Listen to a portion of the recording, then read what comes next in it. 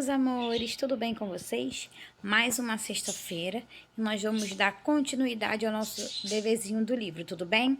Hoje, nós iremos falar sobre Minha Escola Tem História. Iremos utilizar as páginas 122 até a página 133, tá bom? Vamos lá? Podemos observar aí na imagem as crianças, brincando de amarelinha, de roda. Lá atrás nós temos lixeiras recicláveis, E lá embaixo nós temos uma sala de aula, a professora dando aula. E mais as lixeiras recicláveis. No Vasculhando Ideias, nós temos lá assim, ó. Será que as crianças sempre foram à escola para aprender? Como você imagina que eram as primeiras escolas? O que você acha que não pode faltar em uma escola? Para início de conversa, os lugares também têm história. Imagem 1. Cruzamento da Avenida Ipiranga com a Avenida São João no século XX na cidade de São Paulo. Imagem 2. A mesma foto, o mesmo lugar, só que agora em 2016. Teve ou não teve mudanças, Então, teve mudanças e também tem história, Já percebemos que tudo tem história, mas como estudar a história de um lugar específico? As fotos podem ser boas fontes de pesquisa e as primeiras coisas que devem ser observadas são as permanências e as rupturas, ou seja, o que mudou e o que permaneceu. Vamos lá? Vamos analisar passo a passo as imagens da página anterior. Que lugar está representado na foto? Como foram tiradas essas fotos? Imagem 1 e imagem 2.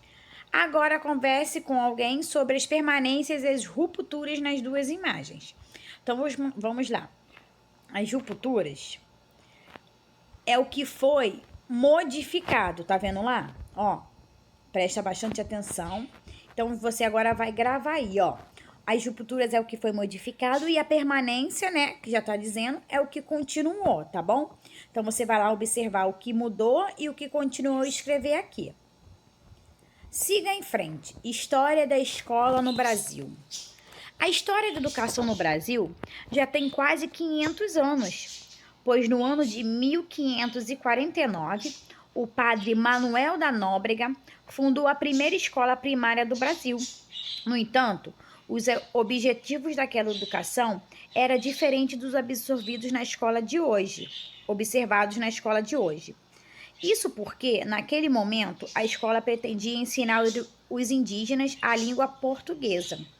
Posteriormente, por muito tempo não existiram escolas para todas as crianças, já que apenas aquelas das famílias mais ricas podiam estudar, pois seus pais contratavam pessoas para ensiná-las em casa, os chamados mestres escolares.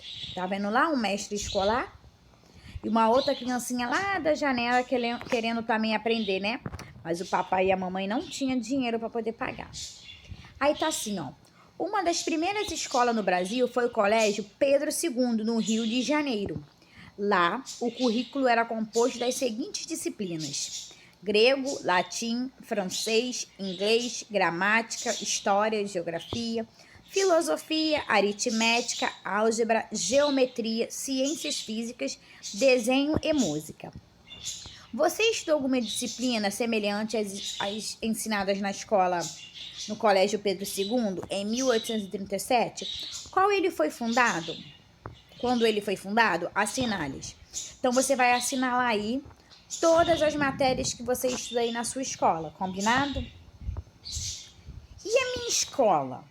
Já conhecemos um pouco da história das escolas no Brasil e vamos conhecer agora a sua escola. Com a turma, faça uma pesquisa sobre a história da sua escola. Siga o roteiro e, se necessário, peça ajuda à professora para registrar as descobertas que fizeram. Tá bom?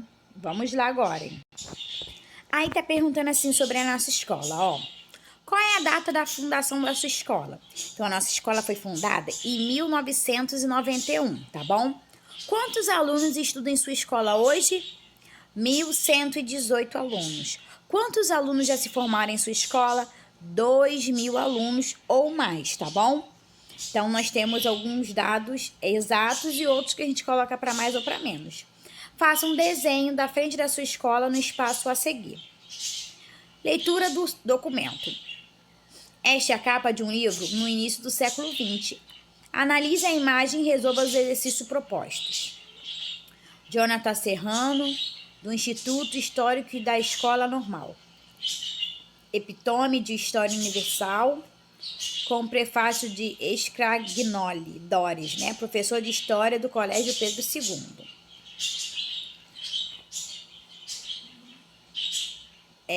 Aí tá lá. Adaptado no Colégio Pedro II, na Escola Normal do Distrito Federal, em vários estabelecimentos da instituição da capital de República e dos Estados. 16ª edição, revista e consideravelmente aumentada. 69 a 73 Milheiros, Livraria Francisco Alves, 166, Rua do Ouvidor, 166, Rio de Janeiro. São Paulo, 49, Rua Libero Badaró,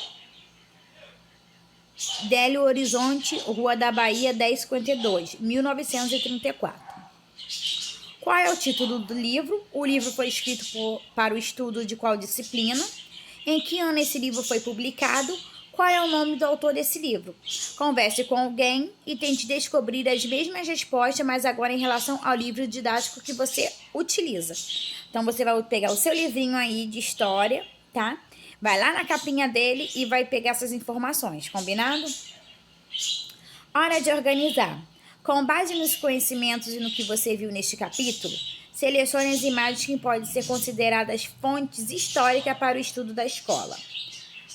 Materiais escolares, cerâmicas antigas, livros didáticos, capacete medieval, professoras e alunos que estudaram na escola no passado. Aí você vai marcar X aí, tá?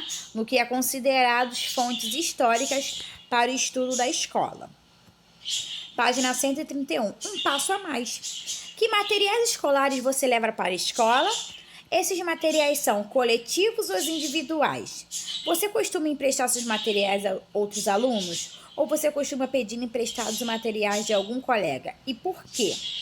Imagine que você é historiador do futuro.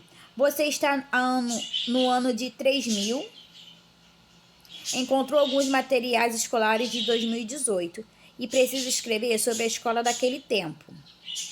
Quais seriam as primeiras impressões a registrar sobre os materiais e sobre os livros didáticos, tá? Compare as imagens abaixo e responda o que se pede. A escola antigamente e a escola atual, né? Qual das duas imagens é a mais antiga? 1 ou 2? Qual das imagens apresenta uma sala de aula mais tradicional? A 1 ou a 2? Qual é a diferença mais marcante entre as duas fotos? E para ir além, nós vamos completar a nossa cruzadinha lá embaixo, tá vendo lá? Um dos principais colégios a serem criados no Brasil foi o colégio. Para estudar a história, precisamos selecionar as pontinho corretas. O foco neste capítulo foi o estudo da história da pontinho. No início da história do Brasil, por um grande período não existiram escolas, e os professores que ensinavam nas casas de seus alunos eram chamados de...